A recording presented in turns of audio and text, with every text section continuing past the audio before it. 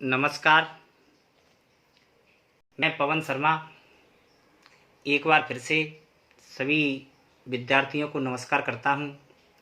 जैसा कि आपको पता है, ऑनलाइन स्टडी के तहत आपको संज्ञा का जो चैप्टर था उसका पूरा करा दिया गया है।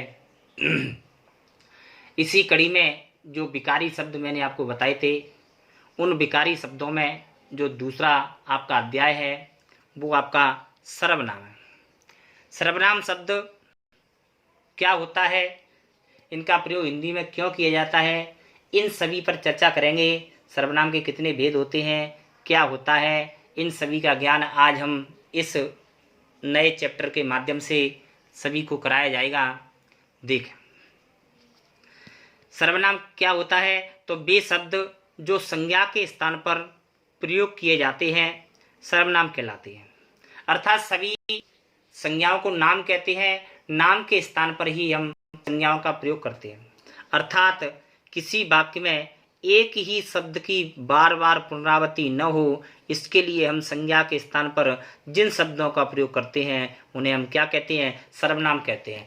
अर्थात बात आती है कि सर्वनामों का प्रयोग क्यों किया जाता है, तो सर्वनामों का प्रयोग हम हिंदी में पुनरुक्ति नामक दोष से बचने के लिए हम सर्वनामों का प्रयोग करते हैं। जैसे मितांश जयपुर रहता है, मितांश वहाँ पढ़ता है। अब यहाँ पर अगर हम यहाँ पर दूसरा शब्द मितांश शब्द रखते तो हमारा जो वाक्य था वह थोड़ा अटपटा महसूस होता और शब्द शुद्धि की दृष्टि से भी यह वाक्य हमारा अशुद्ध माना जाता था।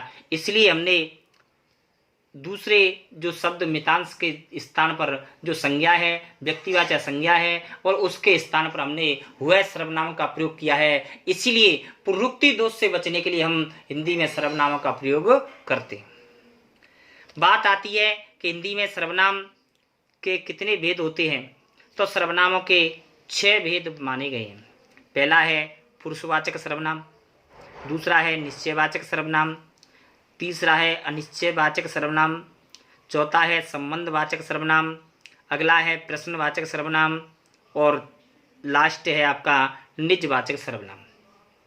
भेद तथा संख्याओं में बड़ा अंतर होता है। आपको पता है कि सर्वनामों के जो भेद होते हैं वो 6 होते हैं, लेकिन यदि सर्वनाम शब्दों की बात करें तो सर्वनाम शब्दों की संख्या 11 होती है। और वे 11 शब्द कौन कौन से हैं, वो हैं आपके मैं, तू, आप, यह, वह, जो, सो, कोई, कुछ, कौन, क्या।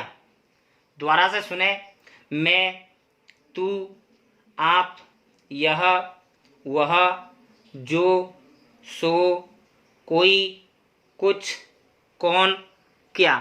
इन 11 शब्दों से ही 6 सर्वनामों के भेदों का निर्माण किया गया है और इन्हीं 11 शब्दों के आधार पर ही आपका जो सर्वनाम का अध्याय है वो चलेगा। तो सबसे पहला जो भेद आता है वो आपका आता है पुरुषवाचक सर्वनाम।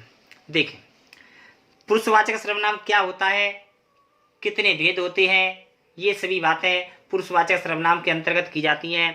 तो जिन सर्वनाम शब्दों का प्रयोग वक्ता के स्थान पर, श्रोता के स्थान पर या किसी अन्य के लिए प्रयोग किया जाता है उन्हें पुरुषवाचक सर्वनाम शब्द कहते हैं। अर्थात ऐसे सर्वनाम शब्द जो बोलने वाले के लिए, वक्ता मीन्स बोलने वाले के लिए, श्रोता माने सुनने वाले के लिए, तथा अन्य पुरुष के लिए प्रयोग किए जाते हैं उन्हें पुरुषवाचक सर्वनाम शब्द कहते हैं।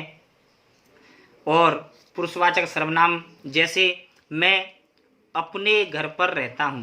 अब यहाँ पर जो मैं शब्द है वो बोलने वाले के लिए, क्योंकि जो भी व्यक्ति बोलने वाला होगा वो मैं, मेरा, मेरी, मुझको, हम, हमारा, हमारी आदि शब्दों का प्रयोग करेगा। इस प्रकार से पुरुषवाचक सर्वनाम के भी 3 भेद किए जाते हैं। कितने भेद किए जाते हैं, 3 भेद।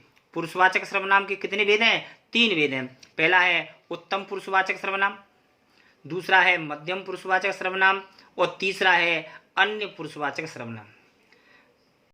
पहला उत्तम पुरुषवाचक सर्वनाम, दूसरा है मध्यम पुरुषवाचक सर्वनाम, और तीसरा है अन्य पुरुषवाचक सर्वनाम। इसका जो अध्ययन है वो आपको अगले वीडियो में कराया जाएगा कि इसके पुरुषवाचक के कौन कौन से भेद होते हैं, क्या होता है। तब तक के लिए नमस्कार।